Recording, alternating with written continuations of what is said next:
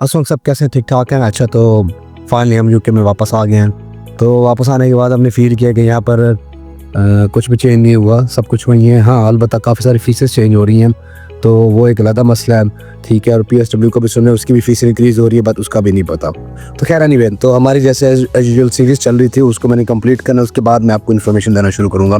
तो पहली बात है कि हम उसके बाद आ रहे हैं नीदरलैंड के ऊपर। तो नीदरलैंड का सीन ये है कि देखें यूके और नीदरलैंड में इतना कोई खास फ़र्क नहीं है, दोनों इंग्लिश स्पीकिंग कंट्रीज़ हैं। क्योंकि ये जितने भी यूरोपियन कंट्रीज़ और यूके और जो अमेरिका है उनमें डॉलर और सिर्फ करेंसी का फ़र्क आता है, बाकी कुछ भी फ़र्क नहीं, बाकी सेम है, ठीक है जी। अच्छा तो हम शुरू कर लेते हैं। देखिए जो यूके है बड़ा और नीदरलैंड है, तो यूके काफ़ी एक्सपेंसिव है, और स्पेशल लंदन, तो उसके अंदर आपको यूजुअल पता है कि 12,000 से 20,000 पाउंड आपको चाहिए। और तो उसके बाद जनाब अगर आप नीदरलैंड की बात करते हैं तो नीदरलैंड में तकरीबन आपको 8,000 से मेरे ख्याल में 16,000 तक भी चाहिए होता है, ठीक है ना। तो उसके बाद जनाब अगर आप इसके ऊपर बात कर लेते हैं जनाब के अफोर्डेबिलिटी की, जैसा कि ट्रांसपोर्ट हो जाती है, तो यूके के अंदर ट्रांसपोर्ट ऑस्टर कार्ड वगैरह मिल जाता है।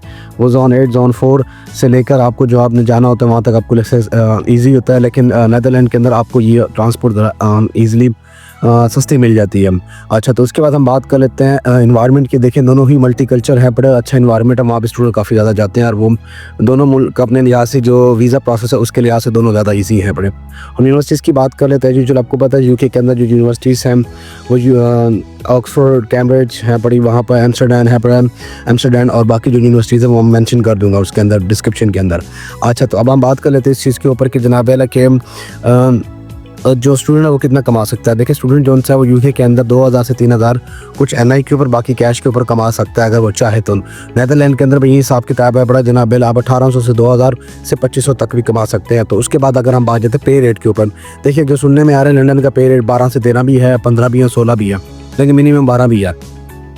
तो वहाँ पर आपको 8 से लेकर 16 तक भी मिल सकता है।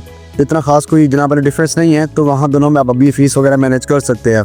अच्छा तो अब हम बात कर लेते हैं जनाब इस चीज़ के ऊपर कि जो PSW है, तो क्लियरली बात है PSW जनाब वहाँ आप यूके के अंदर आपको 2 साल का मिलता है, तो आपको 1 साल का मिलता है, वो भी जिसके अंदर आपने जॉब ढूंढनी होती है, ठीक है। उसके बाद अगर हम स्टडी मास्टर के ऊपर बात करें तो यूके के अंदर 1 साल का भी है, 2 साल के अंदर भी है, वहाँ पर जनाब क्या कहते हैं 2 साल का है। तो अब अगर हम जॉब की बात कर लेते हैं, ठीक है, तो जॉब के ऊपर जनाब इस तरह हम आ सकते हैं कि अगर आपके पास रेफरेंस है दोनों कंट्रीज़ के अंदर, आप उस रेफरेंस की बेस के ऊपर आपको जॉब मिल सकती है, ठीक है जी। अगर आपके पास रेफरेंस नहीं है तो क्लियरली बात है थोड़ा सा टाइम लगेगा, तो आप जॉब ले सकते हैं। बट रेफरेंस बेस के ऊपर अगर आपको जॉब मिलती है तो आप क्लियरली बात है टेक अवे से लेकर NHS से लेकर बाकी सारी जगह पे आप अपना काम कर सकते हैं।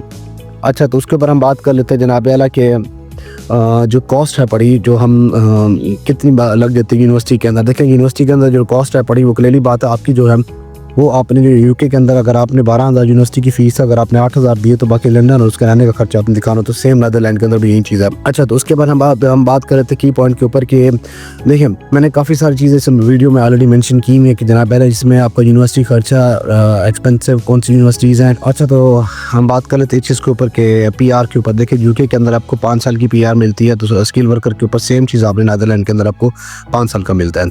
अच्छा तो उसके बाद हम बात कर लेते हैं जनाब के देखिए लैंग्वेज बैरियर इसमें कोई इशू नहीं, दोनों कंट्रीज़ में वैसे इंग्लिश बोली जाती है, 90% वहाँ इंग्लिश बोली जाती है, लेकिन आप टैक्स सीख रहे हैं तो ज़्यादा आपके लिए बेनिफिशियल हो जाएगा।